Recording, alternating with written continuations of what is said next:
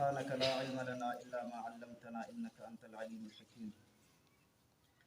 د سورة اللقمان دوهم رکوع کې زموږ اساس درسو دا دویم رکوع د سورة اللقمان تقریبا په 8 آیاتونو باندې مشتمل دی، یعنی 8 آیاتونه پکې او هغه 8 آیاتونو کې 4 آیاتونه ابتدایي یعنی د نصف اول هغه کې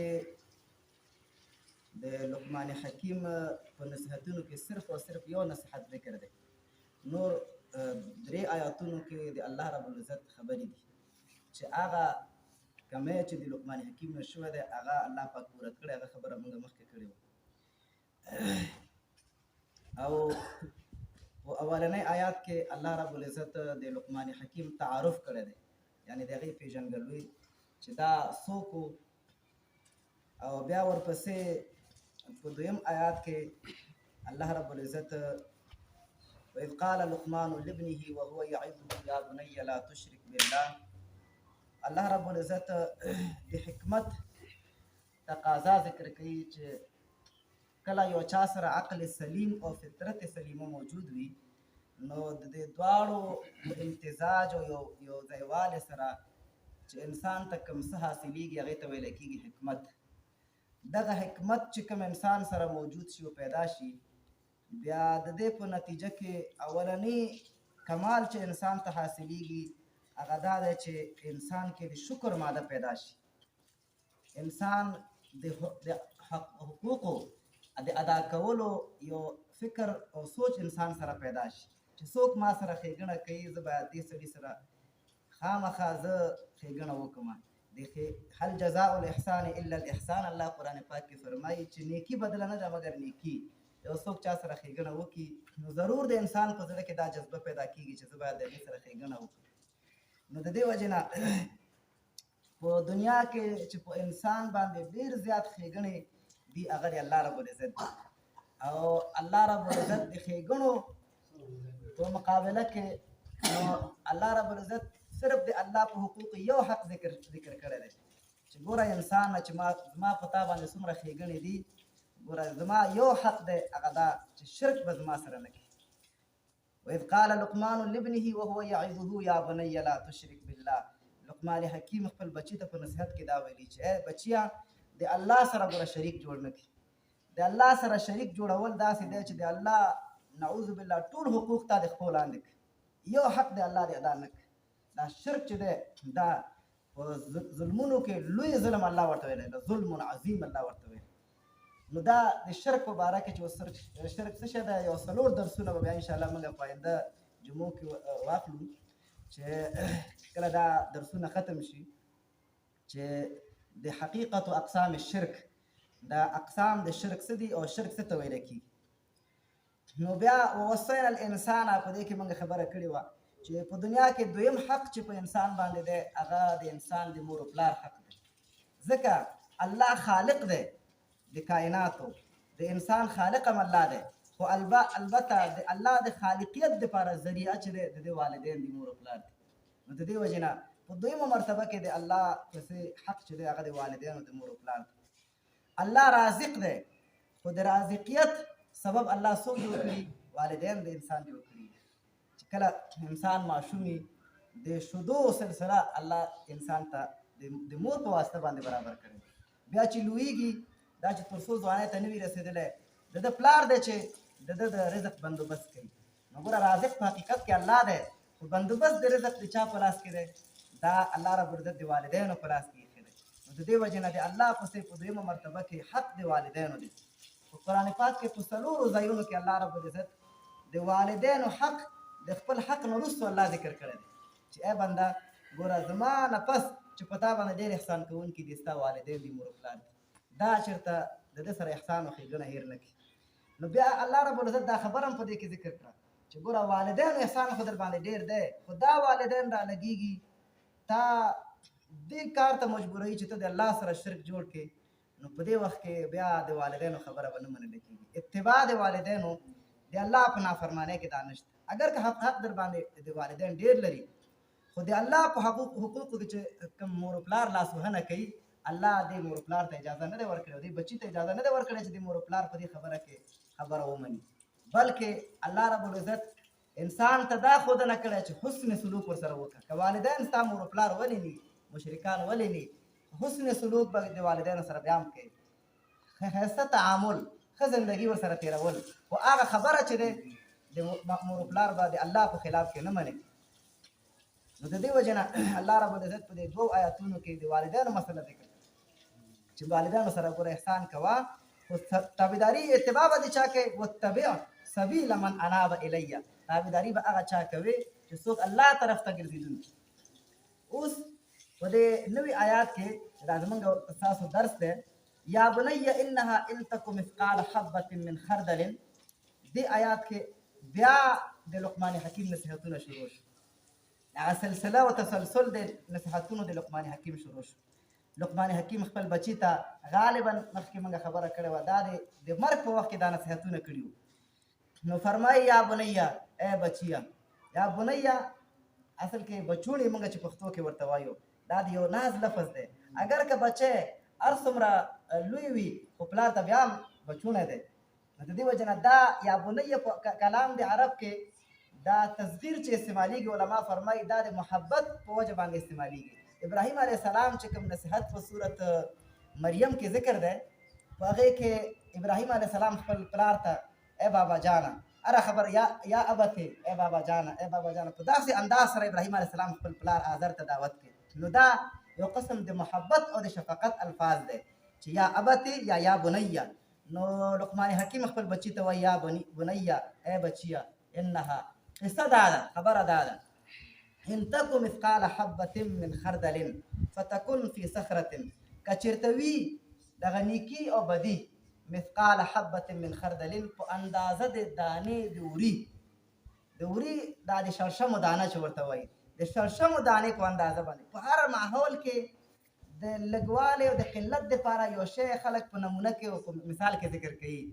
نو عرب چې د کموالي په مثال کې ذکر کوي، هغوی د شړشمو دانه خردل ذکر کوي او یا ذره ذکر کوي. ذره دا علما فرمایي یا چې کور ته رڼا راشي د نور، د هغې په شعاع کې چې کوم شیان ګرځي د نور په شعاع کې، دې ته ذره ویله کېږي یا سرو میږیانو ته ویله کېږي.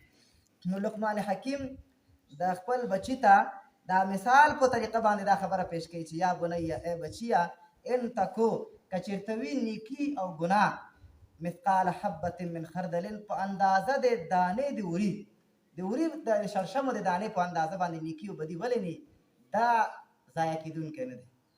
انساني اعمال د دې آیات اصل کې مضمون دا دی چې اعمال انساني په دنیا کې ضایع کېدونکي دي. دا مه وایه چې ما نیکي وکړه بس خلاصه شو خبره، یا مې بدي وکړه خبره خلاصه شو. نه، نیکي او بدي دا د انسان درج کېږي، دا لیکلی کېږي. عزتمندو ما یلفظ من قول الا لدیه رقیب عتید، سورة قاف کې الله فرمایي چې د خولې نه یوه خبره انسان نه وباسي مګر دې سره رقیب یو سارنوال دی. رقیب موږ پښتو کې ورته سارنوال وایو، سارنوال موجود دی چې هغه د دې د اعمالو څارنه کوي. عتید معنا دا دی چې تیار دی، دا هم نه دی چې قلم یې په کور کې پاتې دی کتابچه یې په بل ځای کې، نه، عتید دې ته وایي چې قلم او کتابچه دواړه ورسره دي، تیار ورسره دي، چې انسان د خولې نه هره خبره وباسي دا لیکلی کېږي. انسان نه چې هر عمل صادریږي دا نوټ کېږي، دا ضایع کېدونکي اعمال نه دي، دا فکر د څوک نه کوي. دا اصل کې د فطرت سلیمه په وجه باندې انسان چې کله دې حد ته رسیږي، اوله خبره دا ده چې چا سره فطرت سلیمه او عقل سلیمه وي، نو د دې دواړو د امتزاج په وجه باندې چې کوم حکمت انسان ته حاصلیږي، د دې په نتیجه کې انسان یو دې خبره ته رسیږي چې انسان خپل منعم حقیقي پیژني چې الله دی. انسان دا پیژني چې زما پالونکی، زما حقیقت کې رازق او دارنګې مالک الله دی. یو د عقل سلیم او د فطرت سلیم فایده دا ده چې عقل د فطرت سره یو ځای شي، انسان اصلي منعم او اصلي احسان کوونکي ته ورسیږي چې الله دی.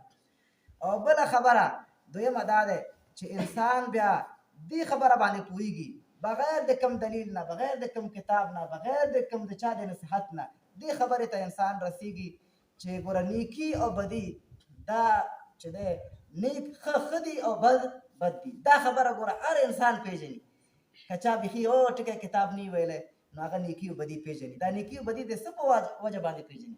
دا کوم کتاب کې د لوستلي دي، مکتب کې ویلي دي، کوم پوهنتون کې دا ویل کېږي چې ګوره نیکي نیکي ده او بدي بدي؟ نه، دا په اصل کې د انسان د سالم فطرت او د سالم عقل په نتیجه کې انسان ته دا خبره په خپله واضح کېږي چې نیکي نیکي ده او بدي بدي ده. نو دې وجې نه موږ ویلي یو، نو اوله خبره انسان د فطرت سلیمه په وجه باندې الله پیژني. دویمه خبره دا پیژني چې په دنیا کې خلک لګیا دي، څوک په نیکو کې لګیا دی او څوک په بدیو کې. کله کله داسې موشي چې یو انسان بدي کوي لګیا دی، ظلمونه کوي، زیاتی کوي، د دې انسان ته ذره برابر په دنیا کې تکلیف ونه رسېږي. خامخا انسان د عقل دا خبره کوي چې د بدیو خو باید بده نتیجه چېرته پیدا شي. د دې سړي چې دا دومره بد یې کړی، دومره ظلم یې کړی، د دې ظلم نتیجه او انجام خو باید وویني. کله دنیا کې داسې وشي چې د ده سړي باندې هېڅ مشکلات را نشي. کله یو انسان ډېر نیکوکار وي، ډېر نیک سړی وي، هغه په تکلیفونو، په مصایبو، په مشقتونو کې ژوند تېروي. نو انسان عقل دا خبره کوي چې دا انسان چې دومره نیک دی، پکار دا دی چې ده ته د نیکو بدله خو چېرته میلاو شي. نو دا عقل دې ته وایي چې یو بله دنیا پکار دی چې ګوره هلته د نیکوکار ته د نیکو بدله ورکړی شي او بد انسان ته د بدو جزا او سزا ورکړی شي. دا انسان په عقل سره دا خبره معلومولی شي. ځکه دا ولې دا انسان دومره ظلمونه کوي، ده ته هغه سزا نه رسېږي د دې ظلمونو. نو د دې وجې نه عزتمندو موږ دا خبره کړې وه چې لقمان حکیم ډېرو علماو مسلک دا دی چې ده ته کوم نبي نه راغلی او نه خپله نبي و، بلکې ده په خپل عقل سلیم او فطرت سلیمه سره دا خبره ده درک کړی و چې ګوره نیکي او بدي ضایع کېدونکی نه دی. ځکه دی خپل بچي ته په نصیحت کې وایي یا بنیه ای بچیه انها قصه دا ده ان تکو مثقال حبة، کوي دغه نیکي او دا بدي مثقال حبة من خردل، په اندازه د دانې د شړشمو، فتکن فی صخرة، دا نیکي په ګټه کې ننوځي، او فی السماوات، یا بره فضا او اسمان ته لاړ شي، او فی الارض، یا ځمکه کې دننه ننوځي، یأتی بها الله، الله پاک دا نیکي او بدي راولي. معنا دا ده چې د دې نیکي او یأتی بها الله څه معنا؟ د دې نیکي او د دې بدي سزا خامخا انسان ته ورکولی کېږي. د نیکي نیکه بدله او د بدۍ بده سزا انسان ته خامخا میلاویږي. دا چې میلاویږي دا کله په دنیا کې ډېر چاته میلاو نشي، نو دا معلومیږي چې یو بله دنیا شته چې هغې ته وایي آخرت، چې هلته د دې نیکي او د دې بدۍ سزا انسان ته ورکړی شي. یأتی بها الله، الله فی الارض څه معنا؟ معنا دا دی چې که یو انسان په ځمکه کې سورنګ وباسي او په هغې کې ننوځي ګناه وکړي، دی دا فکر نه کوي چې زما ګناه پټ ځای کې وشو، خلاصه خبره ده. د دې وجه نه ډېرو نیکانو، بزرګانو، صوفیانو هغوی به په خپلو هغه عبادت خانو کې، په خانقاو کې دا خبره لیکله چې ګناه به ګوره په هغه ځای کې کوي چې کوم ځای کې الله نه وي. وجه دا ده چې دا خو داسې ځای نشته په دنیا کې چې هلته الله نه وي او د انسان سره هر وخت کې دا د هغوی د خپل ځان او د خپل فکر د ویښولو دپاره دا خبره لیکله. ګوره ګناه دپاره داسې ځای وګوره چې چېرته الله نه وي، چې موږ فکر وکړو چې ووله الله خو هر ځای کې شته، نو بیا ولې موږ د الله نافرماني وکړو؟ نو فرمایي او فی الارض، یا په ځمکه کې یأتی بها الله، الله پاک دا نیکي او دا ګناه خامخا راولي. ان الله، یقینا الله، لطیف، لطیف هغه ذات ته وایي چې هغه ته باریک باریک څیزونه ښکاري، باریک څیزونه ویني، خبیر، خبردار دی. الله د هر چا د نیکو د بدو نه خبردار دی. نو الله د چا نه غافله نه دی، نعوذ بالله. نو الله رب العزت د هر چا اعمال ورته معلوم دي. تر دې ځای پورې د لقمان حکیم په نصیحتونو کې ایمان بالله خبره ذکر شو. موږ سورت عصر کې څلور خبرې کړې وې. یو ایمان بالله دی، الا الذین آمنوا، بل وعملوا الصالحات، عمل صالح دی، بل تواصی بالحق دی، بل تواصی بالصبر دی. نو تر دې ځای پورې د لقمان حکیم په نصیحتونو کې هغه اوله خبره ذکر شوه چې ایمان بالله دی. دې نه وروستو یا بنی اقیم الصلات، بیا عمل الصالحات ذکر کېږي، بیا تواصی بالحق ذکر کېږي، بیا تواصی بالصبر. یعنی هغه خبرې چې په صورت عصر کې موږ ذکر کړي وو، په دې نورو ټولو درسونو کې هغه خبرې موجود دي. آیات البر کې هم دا څلور خبرې وي او په لقمان حکیم په نصیحتونو کې هم دا څلور خبرې راځي. ایمان، بیا عمل صالح، بیا د دغه ایمان او د عمل صالح دعوت کول چې هغه ته تواصی بالحق وایي، بیا د دغه لارې باندې چې په انسان باندې کوم تکلیفونه راځي په هغې باندې کلک اوسېدل. بارک الله لنا ولکم.